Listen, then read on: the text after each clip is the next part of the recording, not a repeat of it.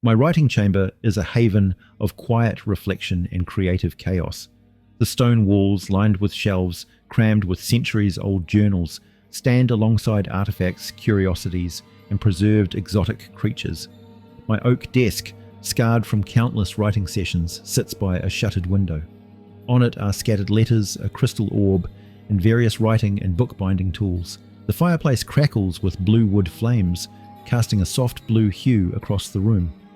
Nearby, stools and a cast-iron cauldron sit with a box of blue wood kindling and firewood always ready. My collection of maps and a sturdy quarterstaff rest against the wall, while my crossbow is within easy reach. Quilted blankets from Lurin drape over a chair, adding warmth and comfort. Macrotaxel, with his playful spirit, often joins me in games. I reach for my ancient book of paper magic from Karatur, carefully folding a prepared page. A simple cantrip breathes life into the paper soldiers, and my imagination directs their movements. Macrotaxel revels in these games, using his tail stinger to pin soldiers, fully aware it's all in good fun. Sometimes I cast illusions of tiny armies and dragon riders, with Macrotaxel jousting against illusionary foes. Despite knowing it's all magic, he plays along enthusiastically until our antics inevitably create a mess. The heroic domains of Isgard, also known as Gladsheim, are a grandiose part of the Great Wheel cosmology, balancing chaotic good and neutral alignments. Dominated by the Norse pantheon, Isgard is a realm of epic battles and grand adventures, largely isolated from Toril except for the worship of Tyr, the Norse god of war and law, revered as the god of justice in the Forgotten Realms. Isgard's three layers are immense rivers of earth and stone, forming cosmic arches that float through the void like tightly packed asteroid belts. Each river consists of colossal chunks of matter grinding against each other at a glacial pace, creating mountains and vast chasms. These earthbergs share a common gravity field, habitable on their topsides while their undersides burn with radiant fire, casting a ruddy glow. The landscape constantly shifts due to frequent earthquakes and landslides, adding to the plane's chaotic nature. The infinite staircase connects to each of Isgard's layers, facilitating travel within the plane. The first layer, also named Isgard, is home to the Norse gods' confederation known as Asgard. This realm, drawn together by the world ash Yggdrasil, connects directly to other planes, such as Niflheim and Hades, and various prime material planes, bypassing the astral plane. Portals disguised as wells link Asgard to neighbouring planes like Arborea, Limbo, and the Concordant Opposition. The Bifrost, or Rainbow Bridge, is a closely guarded portal that provides direct access to the prime material plane. Other significant realms within Isgard include Vanaheim, home to the Vanir, Alfheim, known for its chaotic elven spirits, and Jotunheim, the land of giants. The second layer, Muspelheim, is inhabited by fire giants led by Surtur, with the earthbergs reversed so that their flaming sides face upward. Nidavella, the third layer, appears as a series of underground caverns lit by a river of fire, home to celestial beings and formidable wildlife. My journey to Isgard was an unforgettable adventure. I arrived at the peak of excitement just in time for the heroic games of the Sword Sculpts. As I emerged from the portal, the celestial rivers of earth and stone, their radiant undersides casting a warm, ruddy glow over the assembled throngs, took my breath away. The structures, massive edifices of ancient timber and cut stone, seemed crafted by giants.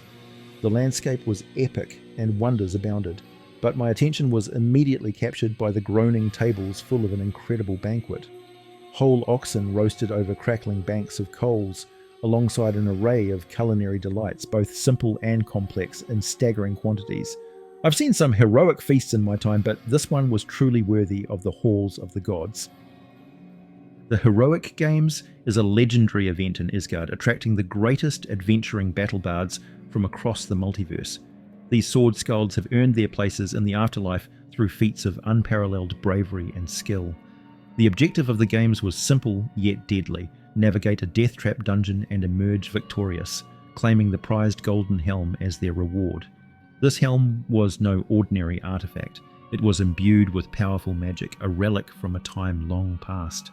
The dungeon was a masterpiece of traps and challenges crafted to test even the most seasoned adventurer.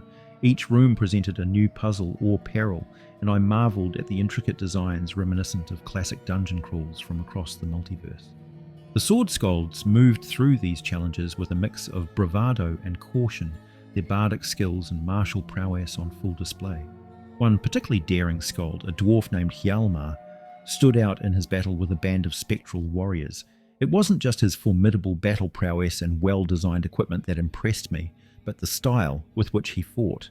He seemed to treat the battle as a performance, making every move memorable. The games culminated in a grand showdown in the dungeon's heart, where the remaining skalds faced off against a powerful lich, its phylactery hidden within the maze. The lich's lair was a gauntlet of magical defences and undead minions, and watching the skalds navigate this final challenge was thrilling. Sitting beside me was an individual who, thanks to an artifact I wore, I could see was a dragon polymorphed into the form of an attractive and powerful Valkyrie. I must have stared too, obviously, as she turned and gave me a good-natured wink. Ultimately, Hjalmar claimed the golden helm and the crowd erupted in applause. None were more enthusiastic than the transformed dragon, a friend of Hjalmar who had adventured with him for centuries. Dragons don't often travel to the plains of Isgard or the associated realms of Olympia, though the great forests of Arvindor do host dragons. There are no hard rules about where dragons can live or travel. They are a truly multiversal species, much like humans, appearing everywhere. The battle dragon, a majestic and formidable creature indeed. These dragons embody the fierce might of chromatic reds and the noble strength of metallic golds. Their scales shimmer with hues of green, bronze, red or gold, transforming from a dull brown at rest to a brilliant gold in flight. Adorned with sharp horns and possessing expansive wings that often draw admiring comments, battle dragons are a sight to behold. Their wingspan can reach twice the length of their bodies, and as they age they grow significantly, moving through several distinct stages. Wormling, very young, young, juvenile, young adult, adult, mature adult, old, very old, ancient, worm, and great worm. Fearless and optimistic, battle dragons thrive in the chaos of combat, inspiring those around them with their presence. They can turn the tide of war, instilling courage in allies and fear in foes.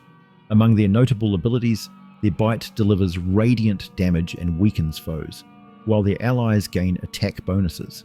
Their draconic frenzy allows for rapid successive strikes, and their battle fury makes them exceptionally dangerous when badly injured. Their breath weapons, a cone of fear-inducing gas and a devastating cone of sonic energy, can debilitate and disorient enemies.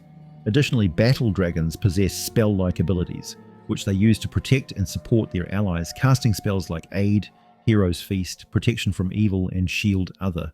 Battle dragons often form tight-knit communities, working with humanoid warriors and forging alliances that span generations. These alliances are built on mutual respect and a shared love for the art of battle. Isgard, their home, is a chaotic and vibrant realm, and battle dragons are relatively common, often aligned with deities of war and valor. In Arvindor, they are rarer, typically serving as guardians of more militant elven enclaves. On other outer planes, their presence is usually tied to specific divine or heroic tasks, making their sightings less frequent but no less impactful. If you encounter a battle dragon in the astral plane, caution and respect are paramount.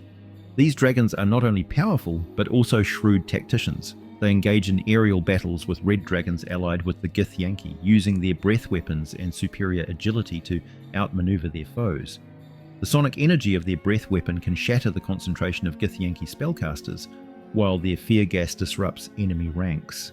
Battle dragons often act as skirmish leaders, directing celestial forces against incursions by evil-aligned entities. Their tactical prowess and suite of abilities make them formidable opponents and inspiring leaders. Battle dragons are known to hoard treasure, but their desires differ from typical dragons. They value relics of war, legendary weapons, enchanted armor, banners of fallen armies, and trophies from significant battles. Their lairs are often grand halls within mighty fortresses constructed from the bones and armor of their fallen foes. These lairs are typically situated in strategic locations on Isgard's earthbergs, providing both defense and a commanding view of the surrounding terrain. In the heroic domains of Isgard, battle dragons are well integrated into the fabric of the plane. For those delving into the 3.5 edition rules, battle dragons are detailed creatures hailing from planes such as Isgard. They are not innate spellcasters, but possess spell-like abilities. Their breath weapons include a cone of sonic energy and a cone of fear gas. They inspire courage in their allies and possess abilities such as battle fury and fast healing. These dragons advance through various age categories, each increasing their hit dice, breath weapon potency, and natural armor. Translating their abilities to the 5th edition of Dungeons & Dragons, we can imagine battle dragons having traits such as legendary resistance, the ability to succeed on a saving throw, they fail a limited number of times per day. Breath weapons, a cone of fear gas causing the frightened condition, and a cone of sonic energy dealing thunder damage. Once per day, they can inspire allies, granting them advantage on attack rolls and saving throws against fear effects. When reduced to half their full hit point total, battle dragons enter a battle fury, gaining increased damage output and resistance to ordinary bludgeoning, slashing, and piercing damage for 1 minute. And an example. Battle Dragon is Fendralor the Unyielding, a formidable adult battle dragon. His scales shimmer with a brilliant mix of green and bronze, reflecting the light with a golden hue when he takes flight. Standing 30 feet tall with a wingspan of 80 feet, he is a majestic and awe-inspiring figure. His sharp horns and fierce eyes add to his fearsome presence. Fendralor has served the gods of Isgard for centuries, lending his might to numerous battles against the forces of evil. Known for his unwavering loyalty and strategic brilliance, he has become a legend among both mortal and immortal warriors. Recently, Fendralor met his demise in the astral plane during a fierce battle with a group of packed dragons allied with the Githyanki. Despite his formidable powers, he was overwhelmed by the combined might of his foes. In the dawn of Isgard, where valorous warriors rise again to fight anew, Fendralor was resurrected, his roar echoing through the halls of Isgard, summoning his allies. With fiery determination, he led a band of Isgardian heroes back to the astral plane. The ensuing battle was fierce, with Fendralor using his tactical prowess and inspiring presence to turn the tide. The pack dragons, caught off guard by his return, were systematically defeated. Fendralor's final act of vengeance was a devastating breath of sonic energy that shattered the last of his enemies, ensuring that even his own death would not go unavenged.